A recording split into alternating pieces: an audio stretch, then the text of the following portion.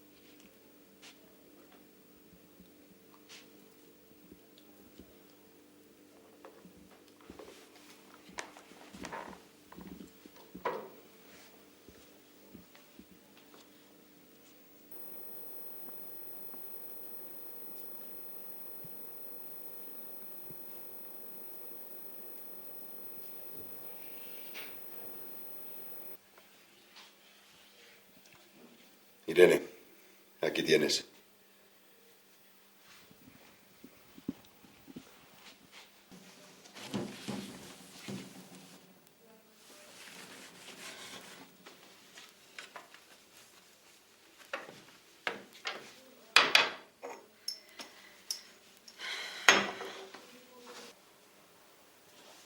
Irene, ya recogiste el salón esta mañana y ayer.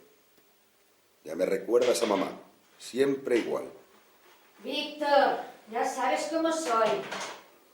Además, no soporto tener la casa desordenada.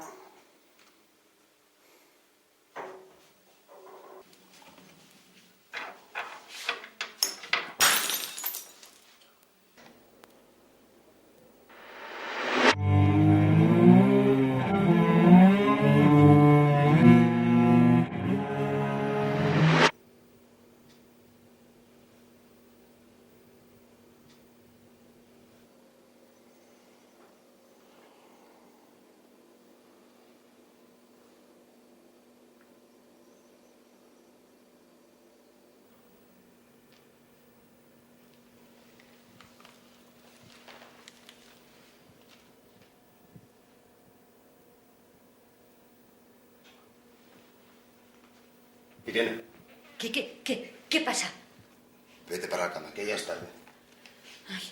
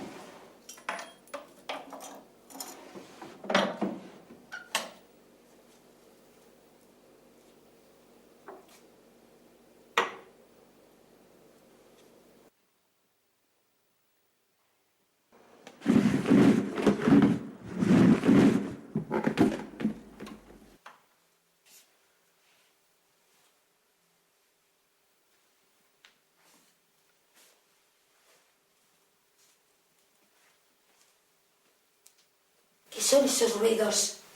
No son nada. Vuelve a la cama, que es tarde. Debe ser un gato hurgando en la basura. Está bien.